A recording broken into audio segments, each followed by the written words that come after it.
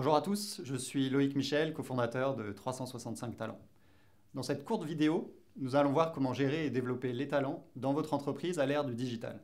Aujourd'hui, la révolution numérique bouleverse le monde professionnel autant que la sphère personnelle, et le développement des talents traditionnels semble atteindre ses limites en silo, centré sur des processus de gestion complexes, top-down.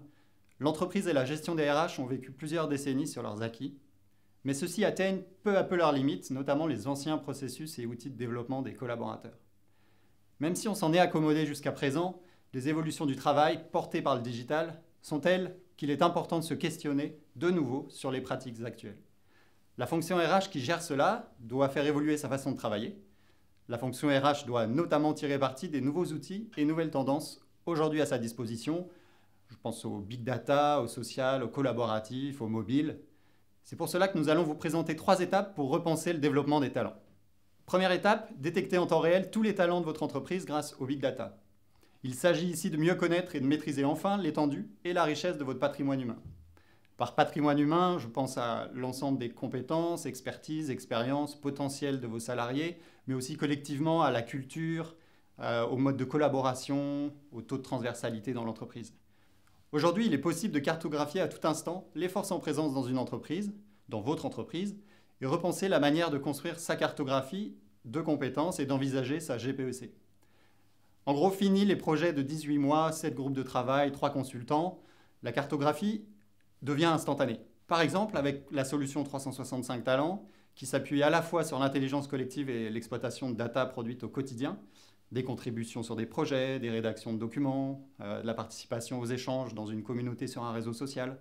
Par la combinaison de ces deux approches, les entreprises avec qui nous travaillons peuvent désormais activer, solliciter et développer les talents cachés de leurs collaborateurs sans se contraindre à un référentiel. Un cadre trop rigide et rapidement obsolète.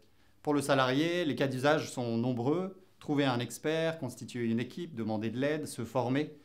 Deuxième étape, mesurez quotidiennement la performance de vos salariés et de leurs équipes. Alors, de grandes entreprises ont franchi le pas, notamment aux États-Unis, en déclarant la guerre aux entretiens annuels d'évaluation. On peut citer les exemples de General Electric, Accenture, cet été encore, Deloitte, qui sont parmi les plus récents. Ces entreprises, elles ont décidé de réinventer progressivement la mesure et la gestion de la performance, qu'elles jugeaient finalement trop individuelle et trop ponctuelle. Une approche plus temps réel qui complète et factualise les temps traditionnels d'échange, les entretiens annuels, les entretiens de carrière, bientôt les entretiens professionnels, semble un peu mieux correspondre aux évolutions actuelles du monde du travail. Dans ce cadre, les solutions d'évaluation 360 degrés permettaient déjà de solliciter l'entourage plus ou moins proche d'un salarié en vue d'établir son profil de performance. Souvent en complément d'ailleurs du sacro-saint entretien annuel. Mais la mise en place de ce processus est souvent complexe et il lui manque la capacité de collecter en temps réel, à la volée, le feedback entre membres d'une même équipe, par exemple.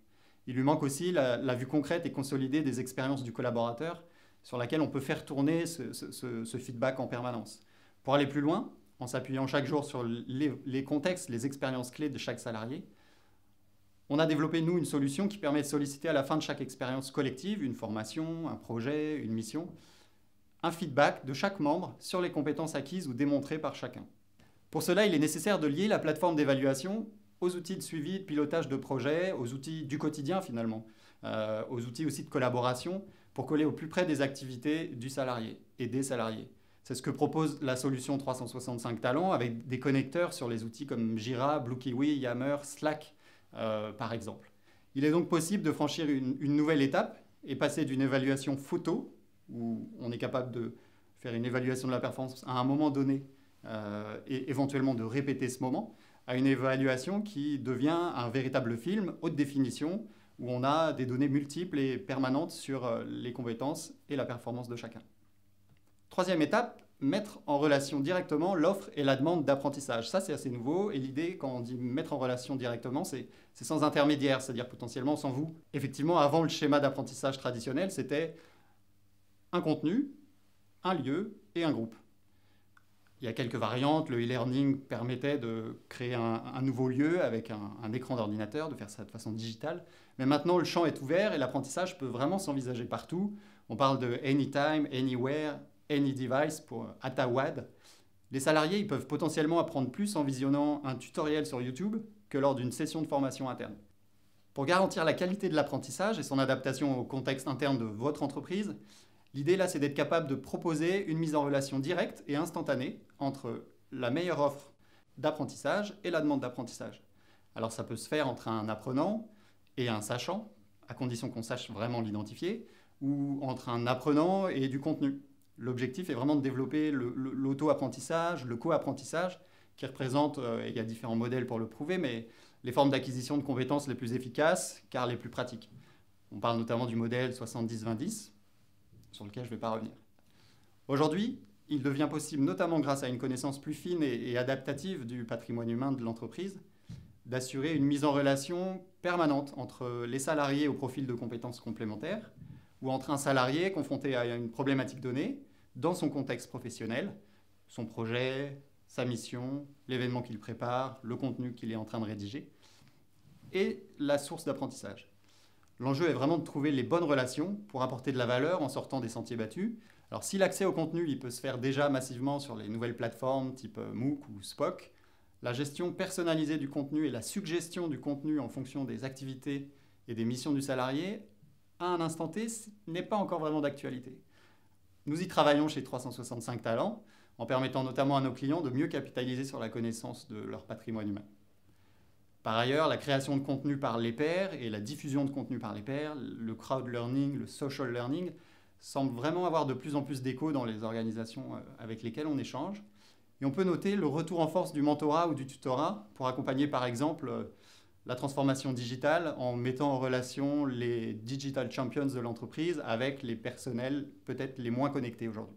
Pour conclure et résumer, on peut dire que le collaborateur est le premier bénéficiaire de ces évolutions, car il devient enfin acteur de son développement. D'abord, il identifie mieux son potentiel en intégrant son travail dans un collectif et au quotidien. Ensuite, il sollicite l'organisation pour mieux se connaître et se développer. Et enfin, dans la troisième étape, il élargit son horizon d'apprentissage. La performance collective s'en trouve évidemment améliorée en termes d'engagement et de fidélité des salariés, mais aussi en termes de transversalité et donc de productivité des équipes. Enfin, la fonction RH, votre fonction RH, doit s'adapter, elle doit saisir l'opportunité qu'apportent ces innovations.